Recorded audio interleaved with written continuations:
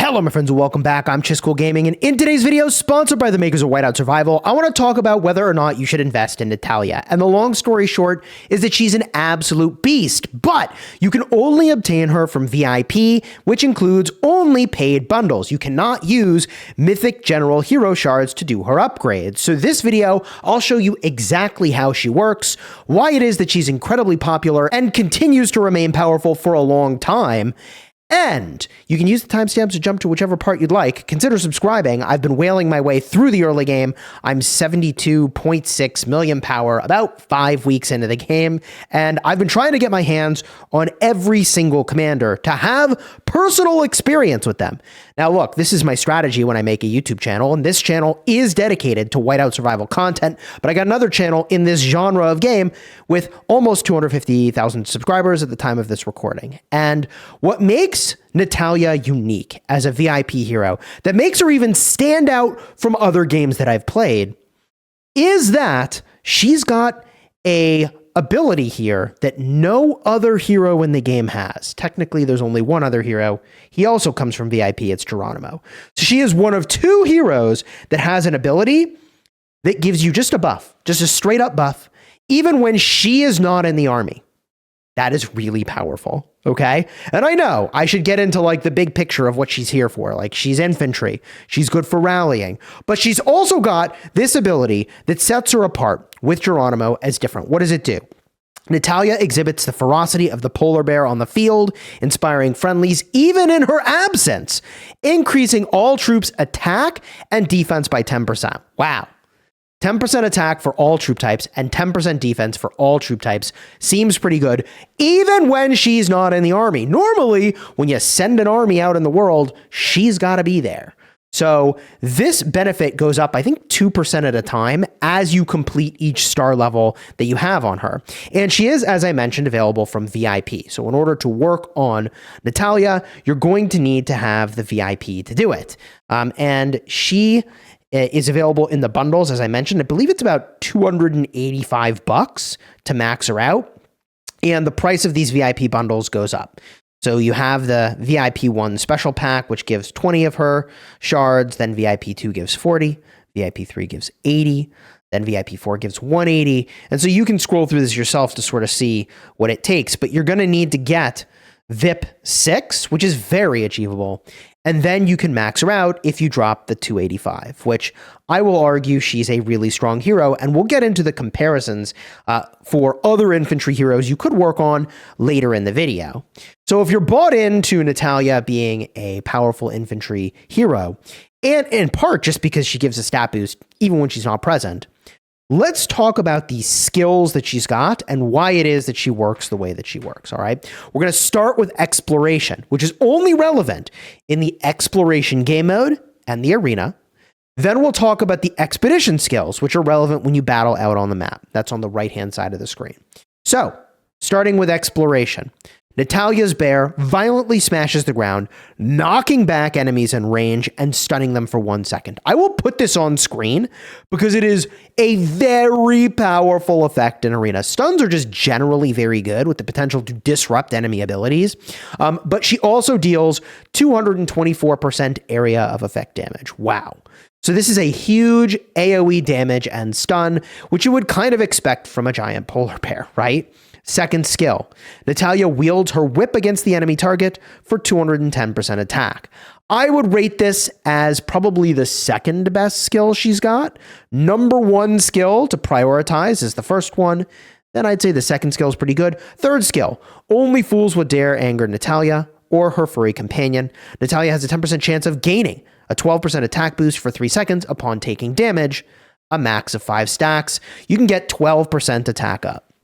So what is, and in fact, that's 12% attack boost per stack, right? So this could actually scale in a very meaningful way. But in order for this to really get value, Natalia needs to be the sort of primary hero you're working on. By that, I mean, when you work on a hero, you increase their shard level, their star level, you level them up, you work on their hero gear, which we're going to talk more about in a minute. But as you do that, they're gaining stats. And those stats are very important. I can show you right over here. For exploration, which is the game mode we're talking about right now, you get more attack, more defense, more health, more escort attack, more escort defense, more escort health. The escorts are the troops that come with you. These are the ones that are focused on her. The point I'm making is that for that last skill to give you value, she's got to be able to soak a lot of damage and not die. Because if she just takes a bunch of hits and then is dead, you're not really getting much benefit from this last skill. So for me, I don't use her as my primary infantry hero because I have a max Geronimo. We'll talk about why or why not. You might not want to do that in a minute, but I would argue that the more you put into her, the stronger this last skill gets, right? Anyways, she's a beast in the arena. An absolute beast. And she's a beast not only in Gen 1, in part because you don't have many alternatives. You've got Sergei at the SR tier, and you typically want 2 infantry. So, like, it's going to be Natalia and Sergei, or it's going to be a blue hero. And the stats are just way higher on Natalia, right? But also, she will last through Gen 2 as a powerful frontliner. I don't know how she stands up in Gen 3, but I think a hero that works for a couple gens and gives you stats, okay, even when she's not there, already you have my attention, but we are not done, because now we need to talk about the expedition section. The expedition is when you're out in the world map, including when you rally your bear trap, which is critical for getting rewards. And as a rally joiner, she's very bad. Now, if you're not familiar with what rally joiner means, when you join a rally, 4 people have their skill in the upper right from expedition applied to the rally. And it's based off of the level of that skill. But this is a bad rally joiner skill. It's a chance to stun a target. So this skill is actually arguably one of the least important on Natalia. Okay? From here, the second skill. Natalia is a natural leader, increasing attack by 25% of all troops. That's great. Good skill. 25% attacks, what you want to see. Next skill, Natalia's unexplained connection with nature allows her to rally wild beasts, increasing damage dealt by 25%. A 25% damage boost is, of course, outstanding. So for this skill, I would say it's the number 1 priority. Then the attack boost will be your next priority. And your lowest priority is the stun. All right. And the cost of applying skills is going to go up and up and up. I believe it's 10, 30, 50, and then 75 to take a skill to the highest level. So the reason that Natalia ends up being really popular is that you can get her almost right away, max her out, and then use her for a very, very long time, both in arena and for rallying with infantry, because there aren't that many rally infantry for a very long time. For many generations, you just don't get one. Now, if we look at her gear, we can explain this a little more. I think it's around furnace level 15 where you unlock gear, but there's one piece of gear unique to each mythic tier hero, and it's called the Widget. For Natalia, it's called Gale Force. And Gale Force has 2 skills, one for exploration, one for expedition. So in order to understand the full package of any mythic tier hero, you do need to look at the Widget as well, because not only does the Widget give a lot of stats for exploration, which you can see up here, they also give critical lethality and health boosts for expedition. That's when you're out on the world map. But also, there are these 2 exclusive skills, all right? So let's start with the exploration skill. That's the arena and exploration game mode skill. Natalia and the polar bear are in perfect synchronicity, or synchrony, increasing damage dealt by 15%. All right, so it's a damage boost. I think that if she had a damage taken reduction, it would be absolutely insane for arena, but they don't give that to her. They give her a damage boost, which is also cool. She does a big AoE effect, right? And then Invincibles is the skill for the sort of open field. It's expedition. Natalia summons a herd of beasts to join the rally, increasing rally troops lethality by 5%. Now this maxes out for the first skill here at 30% and maxes out at this skill over here for 15% lethality. If you were to take the widget to 10. Now widgets are difficult to get. The cost for leveling them up goes by 5 at a time. So you need 5 widget pieces to get the unlock, level 1. Then you need 10 for the next level, 15, 20, 25, 30, 35, right? It just keeps going up by 5. So you do gain a lot from doing that, obviously. And one of my big regrets is that I didn't understand how good Natalia was going to be for as long as she's going to be good. And I wish I had put more into her widget very, very soon. I still may go put more into her widget, but like, I missed out on a lot of, enjoyment of the power level of that because I'm going to be doing that in Gen 2 of Heroes. Suboptimal, but whatever, it is what it is. So Natalia ends up being popular for rallying the bear because, as I mentioned, there aren't other heroes for infantry that are set up for rallying for many generations later. We'll talk more about that in a bit, but increasing rally troops' lethality is a pretty powerful effect. And there are people that swear by using Natalia to rally the bear, and you use Geronimo, even though he's stronger, to join other rallies, if you have Geronimo, and most people will not, all right? So the only other thing I'll mention about gear on Natalia is you can see I've got secondary gear on her. You can unequip all of this gear, but you cannot unequip the widget. The widget is unique to this one hero. Once you make your upgrades into that, it is permanent. They don't go anywhere. All right, cool. So we've talked about Natalia's strengths, okay? We've talked about how in Gen 1, she's actually like your best infantry that you can do. But other than Geronimo, who's very difficult to max out, she is the most likely low to mid spender option for Gen 1. If you are not going to do Natalia, either because you're free to play or very low spend, your next best option will be Flint, okay? And he comes in Gen 2, which is going to be about 35 to 40 days into your journey into Whiteout Survival. Well, you're going to get access to a hero that you could get completely free to play, and you just need to save up gems to spin his lucky spin wheel, which I've been doing. All right, so all of that said, we've covered how it is that you get her, the fact that you cannot use Mythic General shards on her, which is very important. You have to get her from VIP, and why it is that she's strong. But now I want to talk about how strong is she really? I want to talk about what's called a breakpoint. When it is you would use her versus Geronimo versus even just Sergei, okay? And when you'd use a hero from a future generation to go and replace her. So let's go get a look. This infographic was prepared by Y. It's available in my Discord server, linked down below. I hope you'll join my Discord server. There's a section that is just for community to like hang out, chat, share charts like this. And there's a different section that's, for our kingdom. But hop on into the Discord. I think it's a pretty cool place to hang out. And let's get a look at just how good Natalia is, all right? So when we talk about using Sergei, who's an epic or SR tier hero, you can see that Natalia is about a 39.2% jump in power level, which is crazy. This is comparing maxed out stats.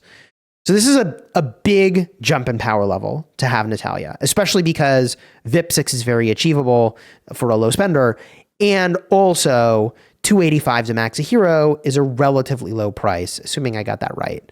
Now, if we zoom in here, we can see the sort of readout for Natalia says that is primarily a paid hero, and from this gets even bigger stats than Gen 1 get for other hero types.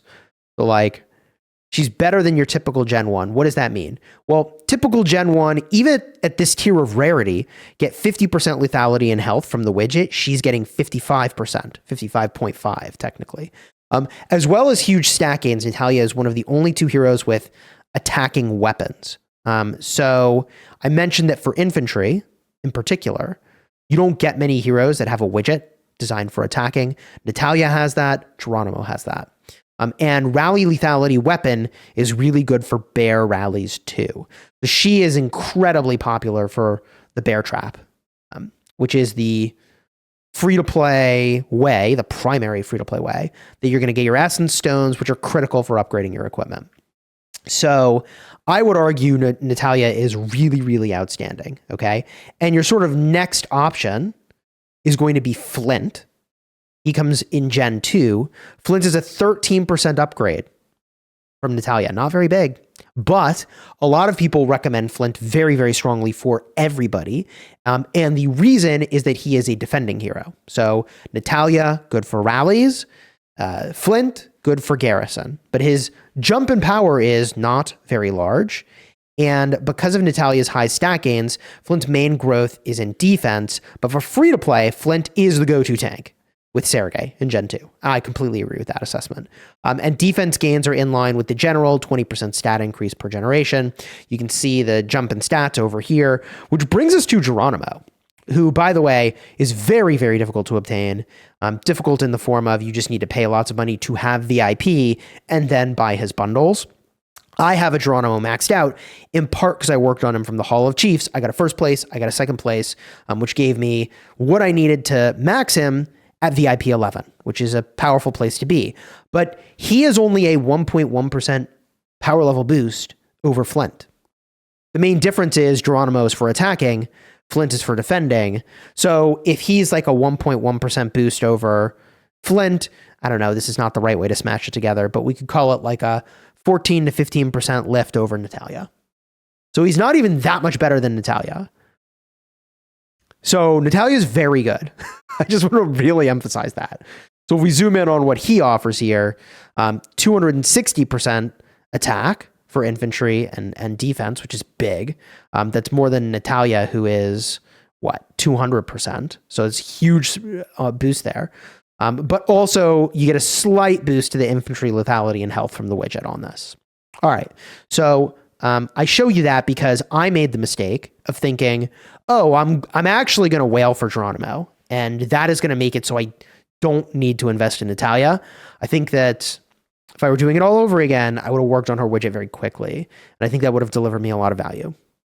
Is what it is. I still use Natalia and Geronimo in Arena to this day, but we're not done yet.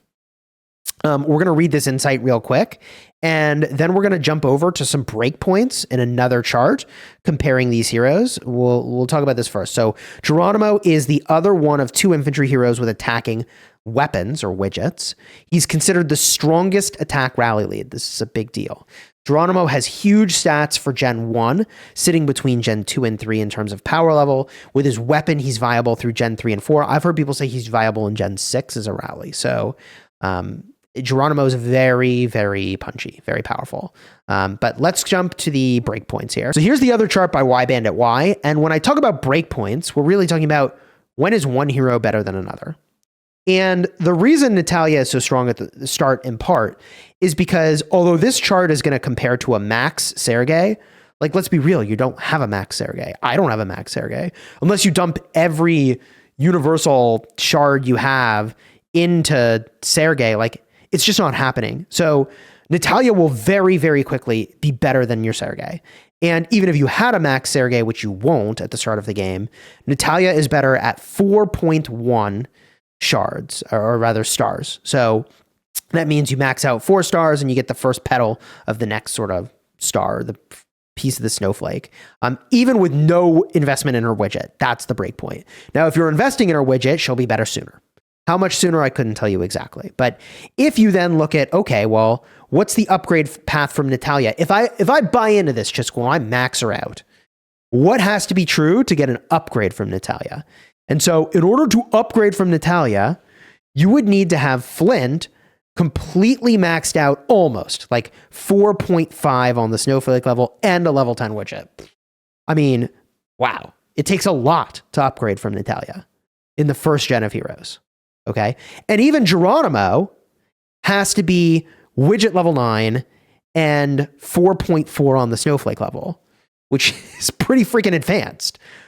So I mentioned this because if you just went all in on Natalia right away, that would last you for a very long time. Only when we get to Gen 3 do we start to talk about like more achievable replacements showing up that, like, okay, you'd only have to get to 4 on the snowflake level, which is very low compared to 5, right?